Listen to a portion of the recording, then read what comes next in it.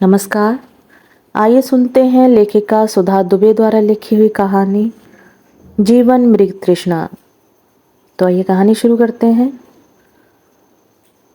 Ton टना ton mobile की ringtone घनघना रही थी। देर रात मोबाइल बजने पर मन थोड़ा शंकित हुआ और झपट का अनिष्ट की आशंका से भयभीत हो मोबाइल उठाया। हेलो बुआ, चाची दादी नहीं रही। कब, कैसे? प्रश्नों के प्रत्युत्तर नदारद। चाची, यह नाम माँ का संयुक्त परिवार की देन था। चाची माँ शतायु से गुजर रही थीं। सुनते ही नम आंखों में तस्वीर घूमने लगी थी। पति, दो दो बेटियों और एक जवान बेटे को खो देने वाली चाची माँ उम्र के इस दौर में भीष्म पितामह बन मृत्यु के इंतजार में जीवन जी रही थीं। पिछले महीने ही मायके गई थीं। उनके कमरे के सामने से दबे पांव निकलते हुए देखा तो वह तिरछी लेटी दरवाजे को निहार रही थी, पहरेदार की तरह। शाम के केवल 5 बजे थे। कमरे में अंधेरा था। पता नहीं चाची माँ को इस बाहर के कमरे में अंधेरी कोठरी में क्यों डाल रखा था। तर्क था, उन्हें अब अंधेरे उजाले से क्या फर्क पड़ता है। दिन भर बिस्तर ही तो तोड़ना है। दीवार को टटोलकर मैंने स्विच दबाया। मनहूस सी पीली रोशनी कमरे में बिखर गई। कौन? एक आवाज और। ओ भैया, को भैया। मैं हूँ चाची माँ। मैंने उनके हाथ को अपने हाथ में पकड़ा तो हाथ के स्पर्श को पहचान कर बोली, तू कब आई? अभी आई हूँ। श्रवण शक्ति इंद्रियों के साथ शिथिल हो चली थी। चाची माँ को मैंने इशारा किया। अकेली आई है? नहीं, साथ में ये भी आए हैं। रेल से या गाड़ी से आई है? रेल से आई हूँ। न चाहते हुए भी झूठ बोला, अन्यथा उम्र के इस पड़ाव पर बेटी के यहाँ खाना न खाने वाली माँ साथ में चलने की जिद करने लगती। बुढ़ापा बचपन का पुनरागमन होता है, तभी तो चाची माँ। खांसते खकारती माँ उठकर बैठ गईं। मेरी सांस उस कमरे की बदबू की अभ्यस्त हो चली थी। मैंने ध्यान से चाची माँ की ओर देखा। बिखरे उलझे बाल, बदन पर झूलता गंदा सा ब्लाउज, ऊपर का बटन टूटा, पतला सा पेटीकोट। बटन दिखाते हुए बोली, सुई धागा ला देना, बटन लगा लूंगी। बाई ने धोते समय तोड़ दिया। वह हरी कर्मठता, इस उम्र में भी किसी की मोहताज नहीं। ठीक है, माँ की उम्र हो गई है, माँ बूढ़ी हैं, पर उनका इस प्रकार अर्धनग्न अकेले कमरे में पड़ा रहना मन को साल रहा था। कौन भरोसा करेगा कि कभी उनकी सफाई सुघड़ता के चर्चे मोहल्ले के घर घर में थे। घर के बर्तन कांच के समान राख से मांज कर रखती। चूल्हे की लकड़ी पर रोटी बनाते हुए रोटी कभी जलती नहीं थी। चूल्हा रोज शाम पुतता। उनकी रसोई की महक पड़ोसियों के मुंह में पानी भर लाती थी और कहते, चाची आज क्या बना रही हो? चाची बहुत दिनों से कचौरी और बेड़ई आलू की सब्जी नहीं खिलाई। और चाची सारे काम छोड़कर बेड़ई बनाने में लग जाती।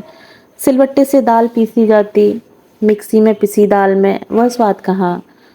और हींग और लौंग में बघार कर लपटेमा आलू का झोल बनाती। ना कोई खीज ना झुंझलाहट, प्यार से खिलाती। खाने वाला वाह वाह कर उठता। क्या वक्त और उम्र आदमी को इतना निरुपाय कर देते हैं। एक असहाय रोष से भर खींच कर कहा, यह क्या हालत बना ली है, बालों में कंघी कब से नहीं करी? अरे वह मरी उर्मिला बाई 2 दिन से नहीं आई। एक बाई नहीं आई तो क्या हुआ, घर में और भी तो लोग हैं। सब अपने अपने काम में लगे रहते हैं, मुझ बेकार के पास कौन बैठता है। बेकार? सुन मन बार बार अनकहे रोज से भीगता जा रहा था, साथ ही बड़बड़ाना भी जारी था। थोड़ा वॉकर के सहारे घूम लिया करो, पाँव जाम हो जाएंगे तो चल भी नहीं पाओगी, पड़ी रहोगी, कोई पूछेगा भी नहीं। अभी जैसे बहुत पूछ हो रही है। मैं निरुत्तर थी। मैंने हाथ पकड़कर खड़ा किया। लटकते ब्लाउज और पेटीकोट जो तेल से काला हो रहा था, उसे देख मैं चिल्लाई, चाची तुमने क्या सॉन्ग बना रखा है, ठीक से कपड़े क्यों नहीं पहनती? अरे कई बार बाथरूम में लिथड़ गई और गिर गई, सब चिल्लाने लगे, संभलती नहीं तो पहनती क्यों हो? वैसे भी पूरे समय इस कमरे में लेटी ही तो रहना है। उनका तर्क सुन मैं बोली, इससे तो अच्छा है कि तुम गाउन पहना करो। मुझे उतारने में हाथ में दर्द होता है और तुम लोग मेरी कितनी फजीयत करवाओगे। उस चर्चा को वहीं विराम दे मैंने कहा, तुम्हारे जमाई राजा आए हैं तुमसे मिलने। दामाद की आवाज़ सुनकर जमाई राजा के पैर छूने झुकती हैं। मैंने रोक लिया। पैर मत छुओ, वह तुम्हारे पैर छू लेंगे। अरे नहीं बेटा, उन्हें बेटी ब्याही है, पैर पूजे हैं, वह क्यों मेरे पैर छू लेंगे। मैंने इशारे से पैर छूने के लिए मना किया। ये बाहर निकल गए। चाची माँ पीछे से आवाज़ लगाती रहीं, हो बेटा, ओ बेटा। घर भर बोलने लगा। वह तो दिन भर चिल्लाती हैं तो मत सुनो। भतीजे हंसने लगे। मुझे लगा कि भाभी बच्चों को डांटेंगी, पर वो चुपचाप मुस्कुराती रहीं। बच्चों का यह व्यवहार, यह हालत देखकर मन में कील से चुभ गई। भाभी आजकल उर्मिला नहीं आ रही है क्या? चाची बता रही थी। मैंने बात बदलने के अंदाज में शुरू किया। अरे उसका बेटा बीमार है, उसे दिखाने नागपुर गई है। आदमी शराबी कबाबी है, उसने दूसरी शादी कर ली है। एक बेटा पोलियो अपंग है। भगवान ऐसे लाचार लोगों को उठा क्यों नहीं लेता। मैं समझ गई उनका इशारा किसकी तरफ था।